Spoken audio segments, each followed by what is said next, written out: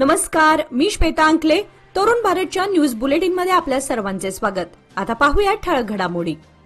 उत्तर कन्नड जिल्ह्यातील गोकर्ण येथे एक धक्कादायक घटना समोर आली आहे. कारवार जिल्ह्यातील कुमटा तालुक्यातील रामतीर्थ टेकड्यांवरील घनदाट जंगलातील एका दुर्गम गुहेमध्ये एक रशियन महिला तिच्या 2 लहान मुलांसह राहत होती. रशियन महिलेला आणि तिच्या मुलांना सुरक्षित ठिकाणी नेल्यानंतर त्यांना रशियाला परत पाठवण्याची प्रक्रिया सुरू करण्यात आली आहे. तपासादरम्यान तिच्या विजाची मुदत 2017 मध्ये संपल्याचं आढळून आलं. पोलीस वनक्षेत्रात गस्त घालत असताना त्यांना एका गुहेबाहेर कपडे लटकलेले दिसले. अशातच अधिक तपास केला असता हा प्रकार समोर आलाय. तेव्हा त्यांना 40 वर्षीय रशियन वंशाची महिला नीना कुटिना उर्फ मोही, तिच्या 6 वर्षांची मुलगी प्रेया आणि 4 वर्षांची मुलगी अमा यांच्यासोबत गुहेत राहत असल्याचं आढळलं. रशियाहून बिझनेस व्हिसावर भारतात आलेल्या आणि गोव्यामार्गे पवित्र किनारी वसलेल्या गोकर्ण शहर येथे पोहोचलेल्या नीना कुटिना उर्फ मोही यांच्यावर हिंदू धर्म आणि भारतीय आध्यात्मिक परंपरांचा खोलवर प्रभाव असल्यानं तिने एका नैसर्गिक गुहेत एक साधं घर बांधलं होतं. सध्या एका आश्रमात तिला ठेवण्यात आलं असून सध्या पोलीस पुढील प्रक्रिया करून त्यांना मायदेशी परतवण्याच्या तयारी करत आहेत. तामिळनाडूतील तिरुवल्लूर जवळ रविवारी सकाळी एक मोठी दुर्घटना घडली. डिझेलने भरलेल्या मालगाडीला भीषण आग लागल्यामुळे रेल्वे वाहतूक पूर्णपणे विस्कळीत झाली आहे. या आगीमध्ये 4 ते 13 टँकर वॅगन्स जळून खाक झाल्याची प्राथमिक माहिती मिळत आहे. सुदैवाने या दुर्घटनेत कोणतीही जीवितहानी झालेली नाही. परिणामी अनेक लांब पल्ल्याच्या तसेच उपनगरी रेल्वे सेवा रद्द करण्यात आल्या आहेत. आग लागल्यानंतर परिसरात घनदाट धूर पसरला होता. दक्षिण रेल्वेच्या वरिष्ठ अधिकाऱ्यांनी दिलेल्या माहितीनुसार एकाच ठिकाणी आग लागली होती, मात्र ती डब्यांमध्येही पसरली. सुरक्षेच्या कारणास्तव ओव्हरहेड वीज पुरवठा तात्काळ बंद करण्यात आला. अग्निशमन दलाच्या जवानांनी आग विझवण्यासाठी 4 तासांहून अधिक प्रयत्न करीत होते. गेल्या 25 वर्षांपासून प्रलंबित असलेल्या कळसा भांडुरा प्रकल्पाला तातडीने गती द्यावी अशी जोरदार मागणी करत उत्तर कर्नाटकातील शेतकऱ्यांनी आज बेळगाव शहरातील चन्नम्मा सर्कल येथे आंदोलन छेडले. या आंदोलनात सहभागी शेतकऱ्यांनी सरकार विरोधात जोरदार घोषणाबाजी केली. गोवा, महाराष्ट्र आणि कर्नाटक या तिन्ही राज्यांमधील वादामुळे कळसा भांडुरा प्रकल्प रखडला असून त्यामुळे उत्तर कर्नाटकातील हजारो शेतकरी पाणी टंचाईमुळे संकटात आहेत. केंद्रातील भाजप सरकारने या प्रकल्पासंबंधी तातडीने निर्णय घेऊन शेतकऱ्यांना दिलासा द्यावा अशी मागणी आंदोलनकर्त्यांनी केली. शेतकरी संघटनेच्या वतीने झालेल्या या निदर्शनामध्ये हा प्रकल्प राजकारणाचा बळी ठरत असून आता आम्हाला फक्त कृती हवी आहे, घोषणा नाही, असा संतप्त सूर उमटला.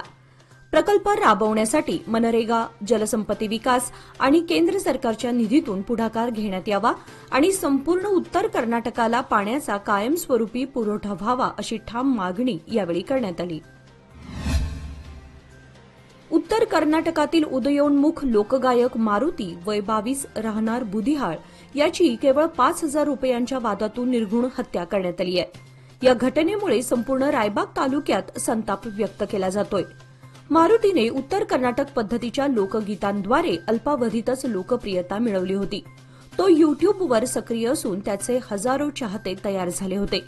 मारुती आपल्या मित्रासह घरी परतत असताना इरप्पा नावाच्या व्यक्तीने त्याला रस्त्यात अडवलं आणि प्राणघातक शस्त्रांनी हल्ला करून ठार केलं. मारुतीने काही काळापूर्वी इरप्पाकडून 50,000 रुपयांचं कर्ज घेतलं होतं. त्यातील बहुतेक रक्कम त्याने परत केली होती, मात्र उर्वरित 5,000 रुपयांवरून दोघांमध्ये वाद सुरू होता. हाच वाद इतका टोकाचा गेला की त्यातून या तरुण कलाकाराचा जीव गेला. पोलिसांनी आरोपी इरप्पाला ताब्यात घेतलं असून या प्रकरणाचा अधिक तपास सुरू आहे. हृदयविकाराने मृत्युमुखी होण्याच्या घटना राज्यात घडत असल्याने हृदयविकारांशी संबंधित अधिक काळजी घेतली जात आहे. अशा परिस्थितीत जिल्हा रुग्णालयात हृदयरोग तज्ज्ञ वैद्यांच्या अभावामुळे हृदयाशी संबंधित आजार, तपासणीसह शस्त्रक्रियेसाठी दाखल होणाऱ्या रुग्णांची गैरसोय होत आहे. चाचणी, शस्त्रक्रियेसाठी त्यांना खासगी रुग्णालयात जाण्याची वेळ आली आहे. उत्तर कर्नाटकातील प्रमुख रुग्णालयापैकी बेळगाव वैद्यकीय विज्ञान संस्थेचे रुग्णालय आहे. दररोज सुमारे हजारोंच्या संख्येने बाह्य रुग्णांची येथे हजेरी असते. या ठिकाणी सुपर स्पेशालिटी रुग्णालय बांधण्यात आल्यानंतर हृदयरोग तज्ज्ञांच्या 2 जागा मंजूर झाल्या होत्या. मागील आठवड्यात यापैकी एका जागेवर कंत्राटी पद्धतीने नेमणूक केली आहे. एक जागा रिक्त आहे. सुपर स्पेशालिटी रुग्णालयात शस्त्रक्रियेसाठी आवश्यक यंत्रोपकरणे जोडण्याचं काम प्रगतीपथावर आहे. ईसीजी, इको आणि रक्त तपासणीची सुविधा असल्या तरी छातीत दुखणं किंवा हृदयाशी संबंधित समस्या असणाऱ्या रुग्णांना या ठिकाणी आवश्यक प्रमाणात उपचार मिळत नसल्याच्या तक्रारी वाढत आहेत. जिल्हा रुग्णालयासमोरील क्लब रोडवर गेल्या अनेक दिवसांपासून ड्रेनेजचे पाणी साचून राहिल्यामुळे परिसरात मोठ्या प्रमाणात दुर्गंधी पसरली आहे. या मार्गावर प्रशासकीय कार्यालय, जिल्हा रुग्णालय तसेच नागरिकांची वर्दळ मोठ्या प्रमाणावर असते.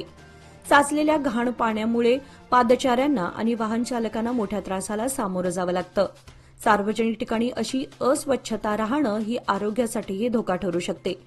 प्रशासनाने याकडे तातडीने लक्ष देऊन योग्य ती स्वच्छता मोहीम राबवावी अशी मागणी स्थानिक नागरिकांकडून केली जात आहे. जुना धारवाड रोड येथील छत्रपती शिवाजी महाराज उड्डाण पुलाखालील रस्त्यांची अक्षरशः चाळण झाली आहे. त्यातच पावसाचं पाणी थांबत असल्यामुळे खड्डे लक्षात येत नाहीत. अनेक ठिकाणी काँक्रीटच्या सळ्या वर आल्या असून अपघात होण्याची शक्यता वर्तवली जात आहे. प्रशासनाच्या दुर्लक्षामुळे नागरिकांचा जीव धोक्यात आलाय. शहरात सर्वत्रच रस्त्यांची दुरवस्था झाल्याचं चित्र दिसत आहे. मोठे खड्डे आणि त्यामध्ये साचलेलं पावसाचं पाणी यामुळे अनेक अपघात होत आहेत. शहरात सर्रास हे चित्र दिसत असल्यानं स्मार्ट सिटीची वाटचाल खड्ड्यांच्या शहराकडे होत आहे. सलग 4 दिवस विश्रांती घेतल्यानंतर पावसाने आज रविवारी सायंकाळी 5च्या सुमारास जोरदार हजेरी लावली. शहरात पुढील 2 दिवस पावसाच्या हलक्या सरी पडतील असा अंदाज हवामान विभागाने वर्तवलाय. हवामान विभागाने पुन्हा अतिवृष्टीचा इशारा दिला असून उत्तर कर्नाटक, मध्य महाराष्ट्र आणि विदर्भातही काही ठिकाणी मुसळधार पावसाची शक्यता वर्तवली होती. हा अंदाज अचूक ठरवत पावसाने हजेरी लावली. बेळगाव तालुक्यात पावसाच्या हलक्या स्वरूपाच्या सरी पडल्या. गेल्या 2 दिवसात शहरात दिवसभर ढगाळ वातावरण होतं. 2 दिवसांपासून कडक ऊनही पडलं होतं, तर काही ठिकाणी रिमझिम पाऊस पडत होता. आज दुपारी 2च्या सुमारास होनगा, काकती परिसरात पाऊस बरसला. त्यानंतर शहरात सायंकाळी पाऊस पडत होता. अचानक आलेल्या जोराच्या पावसामुळे लोकांची धावपळ उडाली. शहरात ठिकठिकाणी वाहतुकीची कोंडी झाली होती. संध्याकाळी पावसाने पुन्हा थोड्या वेळासाठी ब्रेक घेतला होता. पाही वाइब्स फाउंडेशनचा ग्रो ग्रीन प्रकल्प शहरातील पर्यावरण संरक्षणाच्या प्रयत्नांना चालना देत असून सातत्याने महत्वाची भूमिका बजावत आहे. रविवारी फाउंडेशनतर्फे बेळगावातील स्वामी विवेकानंद सेवा प्रतिष्ठान, कन्नड भवन शेजारी सुभाषनगर येथे वृक्षारोपण करण्यात आले. या उपक्रमात स्वामी विवेकानंद सेवा प्रतिष्ठानमधील मुलांनी उत्साहपूर्वक सहभाग घेतला होता. ही विशेष उल्लेखनीय बाब ठरली. लहान मुलांमध्ये पर्यावरण संवर्धनाची जाण आणि जबाबदारीची भावना निर्माण व्हावी हा या उपक्रमाचा मुख्य उद्देश आहे. बेळगाव शहरात अधिकाधिक हिरवाई वाढवण्यासाठी पाही वाइब्स फाउंडेशन कटिबद्ध आहे, असे फाउंडेशनच्या संस्थापक संचालिका रक्षा यांनी सांगितले. या कार्यक्रमाच्या यशस्वी आयोजनासाठी सामाजिक कार्यकर्ते पंचुबी, पार्वती, स्वामी विवेकानंद सेवा प्रतिष्ठान यांचे तसेच पाही वाइब्स फाउंडेशनच्या सर्व सदस्यांचे मनपूर्वक आभार मानण्यात आले. पर्यावरण रक्षणासाठी असे उपक्रम पुढे नेऊन हरित बेळगाव घडवण्यासाठी फाउंडेशन सतत कटिबद्ध राहील, असे यावेळी अधोरेखित करण्यात आले. महाराष्ट्र सरकारने नुकताच सीमाप्रश्नी तज्ज्ञ समितीची पुनर्रचना केली. तसेच कर्नाटक सरकारकडून सीमा भागात कन्नड सक्तीची काटेकोर अंमलबजावणी करण्याचा फतवा काढला. या संदर्भात चर्चा करण्यासाठी मध्यवर्ती महाराष्ट्र एकीकरण समितीच्या पदाधिकारी व सभासदांची बैठक मंगळवार दिनांक 15 जुलै 2025 रोजी दुपारी 3 वाजता मराठा मंदिर, खानापूर रोड, बेळगाव येथे बोलावण्यात आली आहे. या बैठकीस सर्व सभासदांनी वेळेवर उपस्थित राहावे असे आवाहन मध्यवर्ती समितीचे कार्याध्यक्ष माजी आमदार मनोहर केणेकर यांनी केले. लोकमान्यच्या मुदत ठेव योजना म्हणजेच सुयोग्य कालावधीत सर्वोत्तम व्याजदर. आता तुमच्या गुंतवणुकीवर मिळवा 10.60% परतावा. अधिक माहितीसाठी आजच संपर्क करा 1800212405. लोकमान्य, प्रत्येक पावलावर तुमच्या सोबत. योजना फक्त सभासदांकरिता. नियम व अटी लागू. शहरातील वडगावची ग्रामदेवता श्री मंगाई देवीची यात्रा मंगळवारी दिनांक 22 जुलै रोजी होत आहे. वडगाव शहर परिसरात सर्वात मोठी यात्रा म्हणून मंगाई देवी यात्रेची ख्याती आहे. यात्रेनिमित्त देवीला पारंपरिक पद्धतीने गाऱ्हाणे घालण्याचा कार्यक्रम झाल्यानंतर वडगाव आणि परिसरात वार पाळले जात आहेत. मंगळवार दिनांक 22 जुलै रोजी यात्रेचा मुख्य दिवस असला तरी देवीच्या दर्शनासाठी 3 ते 4 दिवस मोठी गर्दी असते. यावर्षी शुक्रवार दिनांक 24 जुलै रोजी श्रावण महिन्याला सुरुवात होणार आहे. यात्रेनिमित्त 22 ते 24 जुलै दरम्यान मोठ्या संख्येने येणाऱ्या भाविकांची दखल घेत नागरिकांना कोणत्याही प्रकारचा त्रास होऊ नये यासाठी महापालिकेने आतापासूनच ज्या ठिकाणी समस्या आहेत त्या सोडवाव्यात अशी मागणी या भागातील नागरिकातून होत आहे. कॅन्टोन्मेंट हद्दीतील जमिनीच्या मालकीच्या हस्तांतरणाच्या मुद्द्यावरून देशभरातील कॅन्टोन्मेंट बोर्डांचे विलिनीकरण तुर्तास थांबवण्यात आले आहेत. संरक्षण महासंचालनालयाकडून युक्तिवाद मांडण्यात आलाय. कॅन्टोन्मेंट बोर्डांतर्गत येणाऱ्या निवासी वा ताबा फक्त राज्य सरकार किंवा स्थानिक स्वराज्य संस्थांना दिला जाईल, तर इतर जमीन आणि इमारती संरक्षण मंत्रालयाकडे राहतील असा मुद्दा मांडल्याने ही प्रक्रिया थांबली आहे. कॅन्टोन्मेंट बोर्ड हस्तांतर निर्णयाच्या 2 वर्षांनंतर हिमाचल प्रदेशातील फक्त एकच कॅन्टोन्मेंट बोर्ड स्थानिक स्वराज्य संस्थेत विलीन झालं आहे. देशात एकूण 62 कॅन्टोन्मेंट बोर्ड आहेत. कॅन्टोन्मेंट बोर्डाचे कामकाज आणि आर्थिक व्यवस्था संरक्षण मंत्रालयाच्या देखरेखीखाली असते, परंतु सरकारने सर्व कॅन्टोन्मेंट स्थानिक स्वराज्य संस्थांमध्ये विलीन करण्याचा निर्णय घेतला होता. या अंतर्गत कॅन्टोन्मेंट बोर्ड बरखास्त करण्यात आले आहेत. सध्या केंद्र सरकारने प्रत्येक कॅन्टोन्मेंट बोर्डावर एक नामनिर्देश सदस्याची नेमणूक केली आहे. अन्नभाग्य योजनेबाबत सर्वसामान्यांमध्ये जागृती करण्यासाठी तसेच योजनेअंतर्गत पुरवठा करण्यात येणाऱ्या तांदळाची खुल्या बाजारात विक्री होण्यासारख्या गैरप्रकारावर नियंत्रण मिळवण्याच्या दृष्टीने 4 टप्प्यावर जागृती समितीची स्थापना करण्यात येणार आहे. राज्यस्तरीय समितीची स्थापना करण्यात आली असून जिल्हा तालुका समितीची स्थापना करण्याचे कार्य प्रगतीपथावर आहे. सध्या प्रत्येक रेशन दुकानस्तरीय समिती कार्यरत असून याची पुनर्रचना करण्यात आली आहे. या समितीचे कार्य, अधिकार, कार्यक्षेत्र निर्धारित करण्यासाठी नियमावली करण्यात आली आहे.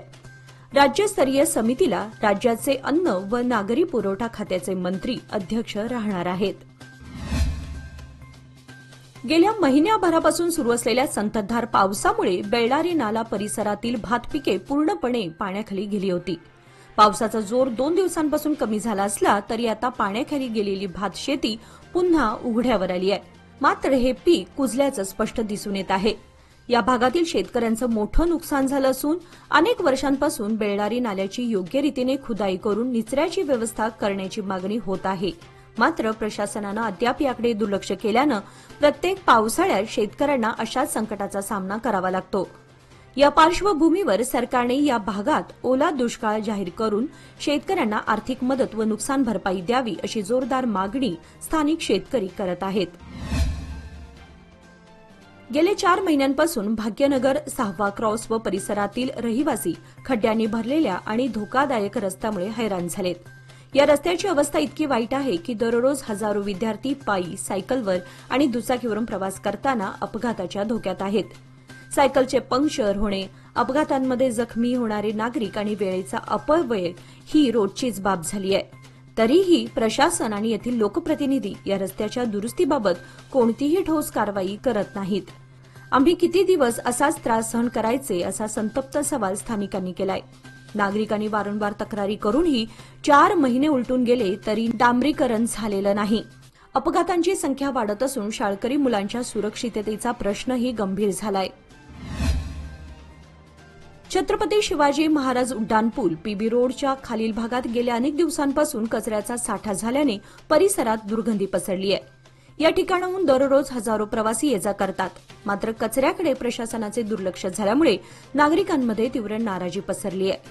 या ठिकाणी प्लॅस्टिकच्या बाटल्या, कागद, मद्याच्या बाटल्या आणि अन्य सडलेला कचरा साचून राहिलाय. एकीकडे महापालिकेच्या वतीने ब्लॅक स्पॉट हटवण्याची मोहीम राबवली जात असताना दुसरीकडे सार्वजनिक ठिकाणी कचरा साचून राहिलेला दिसतो.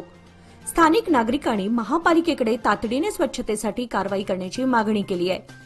या भागाची साफसफाई करून नियमित देखभाल करावी अशी अपेक्षा नागरिकांनी व्यक्त केली आहे. तारा nursery Gajananrao Bhatkande English medium स्कूलमध्ये छत्री डे उत्साहात साजरा करण्यात आला. या दिवशी लहान या विद्यार्थ्यांनी रंगीबेरंगी आणि सुंदर सजवलेल्या छत्र्यांसह उपक्रमामध्ये सहभाग घेतला होता. छत्री डे निमित्त शाळेचा परिसर आनंद, हसू आणि उत्साहाने भरून गेला होता. विद्यार्थ्यांनी त्यांच्या छत्र्यांवर आकर्षक डिझाईन्स आणि सजावट करून आपल्या कल्पनाशक्तीचं दर्शन घडवलं. या उपक्रमामुळे मुलांमध्ये सर्जनशीलता, सौंदर्यदृष्टी आणि आनंद व्यक्त करण्याची संधी मिळाली. शिक्षक आणि पालकांनीही या उपक्रमाचं कौतुक केलं. छोट्या दोस्तांच्या हसऱ्या चेहऱ्यांनी आणि त्यांच्या कल्पकतेने आजचा दिवस संस्मरणीय ठरला, असं मत शाळेच्या मुख्याध्यापिकांनी व्यक्त केलं. जिल्ह्यामध्ये पावसाचा जोर मागील 2 दिवसांपासून कमी झालाय. मात्र गेल्या महिन्याभरापासून झालेल्या संततधार पावसामुळे नदी नाल्यांच्या पातळीमध्ये कमालीची वाढ झाली होती. शेजारील महाराष्ट्र राज्यामध्ये जोरदार पाऊस झाल्याने जिल्ह्यातील नद्यांच्या पातळीत वाढ झालेली दिसून येत होती. पावसामुळे जिल्ह्यात 126 घरांची पडझड झाली आहे. तसेच 2 घरे पूर्णपणे जमीनदोस्त होऊन वित्तहानी झाली. दरम्यान 2 जणांनी जीव गमावल्यानं प्राणहानी झाल्याचीही घटना घडली. घरामध्ये पाणी शिरून नागरिकांना याचा फटका बसलाय. तर काही ठिकाणी अतिपाऊस झाल्यानं घरांची पडझडही झाली आहे. पडझड झालेल्या घरांच्या नुकसानीची माहिती संबंधित तालुका अधिकाऱ्यांना संकलित करण्याची सूचना जिल्हा प्रशासनाकडून करण्यात आली आहे. तालुक्याच्या पूर्व भागात महिपाळगडाच्या पायथ्याशी असलेला सुंडीचा सवती वझर धबधबा पूर्ण क्षमतेने प्रवाहित झालाय. गडाच्या पायथ्याशी एका ओढ्याचं पाणी 30 ते 40 फुटावरून कोसळत असल्यानं या धबधब्याला वेगळं महत्त्व प्राप्त झालंय. शिनोळी फाट्यापासून देवरवाडी महिपाळगडावरून या धबधब्यापर्यंत जाता येतं. शिनोळीपासून 8 किलोमीटरवरील या धबधब्यावर बेळगावसह खानापूर, आजरा, गडहिंग्लज भागातून पर्यटकांची वर्दळ वाढली आहे. यावर्षी मे महिन्याच्या मध्यातच तालुक्यात पावसाने हजेरी लावली. दमदार पावसाने सर्व मध्यम प्रकल्प भरले आहेत. पावसामुळे सुंडीचा सवती वझर धबधबाही प्रवाहित झालाय. हा धबधबा पर्यटकांना आकर्षित करत आहे. धबधब्याचा आनंद लुटण्यासाठी पर्यटकांची गर्दी होत आहे. तालुक्यातील कंगराळी खुर्द येथील ग्रामपंचायतीच्या वतीने 2025-26च्या 15 वित्त आयोगाच्या निधीतून विविध विकास कामांना सुरुवात करण्यात आली आहे. छत्रपती शिवाजी महाराज मूर्तीच्या मागील बाजूने आंबेडकर गल्लीपर्यंत गेल्या वर्षी पूर्ण झालेल्या सीडीच्या वरील अपूर्ण काँक्रिटीकरणाचं काम नुकतंच पूर्ण करण्यात आलं. हे काम ग्रामपंचायतीच्या निधीतून पूर्णत्वास नेण्यात आलं. मुख्य रस्त्यापासून आंबेडकर गल्लीपर्यंतचा रस्ता आता अधिक सुरक्षित आणि सुलभ झालाय. या कामाची पाहणी ग्रामपंचायत उपसरपंच कल्लापा नागोजी पाटील यांनी केली. त्यांनी नागरिकांशी संवाद साधून उर्वरित समस्या सोडवण्याचं आश्वासन दिलं. यावेळी माजी सदस्य महेश खंडागळे, विशाल पाटील, राजू चव्हाण, कांबळे व आंबेडकर गल्लीतील नागरिक उपस्थित होते. स्थानिक नागरिकांनी या विकास कामाचं स्वागत करत ग्रामपंचायतीचे आभार मानले. पावसाची चाहूल लागताच निसर्गाचा दूत समजल्या जाणाऱ्या मोराने व्हॅक्सिन डेपो परिसरात आपला रंगीबेरंगी पिसारा फुलवून आनंदाने नृत्याला सुरुवात केली. शुक्रवारी शहरात ढगांनी गर्दी केली आणि काही भागात हलकासा पाऊसही झाला. त्याच उत्साहात मोराने पिसारा फुलवत सौंदर्याची झलक दाखवली.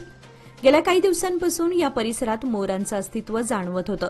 मात्र वातावरणात आलेल्या बदलामुळे शुक्रवारी एका मोराने थेट आपला पिसारा उघड्यावर फुलवत मनमोहक नृत्य केलं. हा नयनरम्य क्षण पाहण्यासाठी नागरिकांनी परिसरात गर्दी केली होती. मोबाईल कॅमेऱ्यांमध्ये हे दृश्य टिपताना अनेकांनी आनंद व्यक्त केला. पावसाचा संकेत देणारा मोराचा नृत्याविष्कार आणि त्याचवेळी कोसळलेला पाऊस यामुळे उपस्थितांनी दुहेरी आनंद घेतला. सध्या व्हॅक्सिन डेपो परिसरात मोरांची संख्या लक्षणीय असून हा परिसर पक्षीप्रेमींसाठी आनंदाचं ठिकाण ठरत आहे.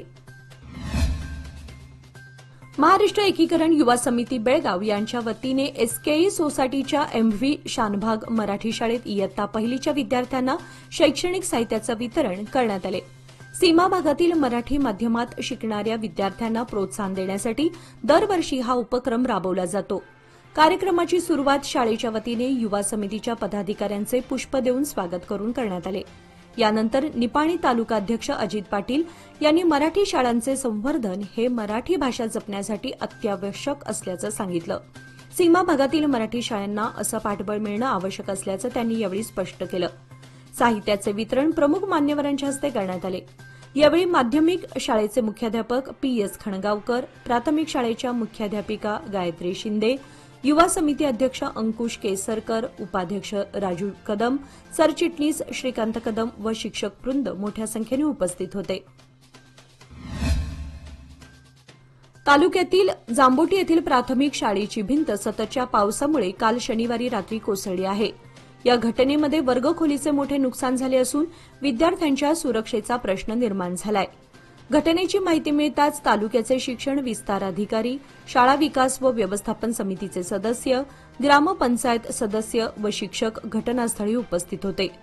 संपूर्ण परिस्थितीचा आढावा घेतल्यानंतर संबंधित अधिकाऱ्यांकडे फ्लड फंड अंतर्गत तात्काळ नवीन इमारत उभारणीसाठी निधी उपलब्ध करून देण्याची मागणी करण्यात आली.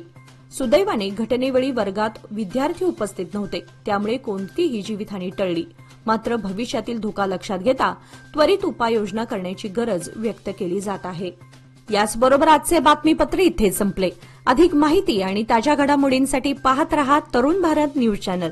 तसेच आमच्या चॅनलला लाईक, शेअर आणि सबस्क्राईब करायला विसरू नका. आणि विश्वासार्ह बातम्यांसाठी दररोज वाचा दैनिक तरुण भारत. धन्यवाद.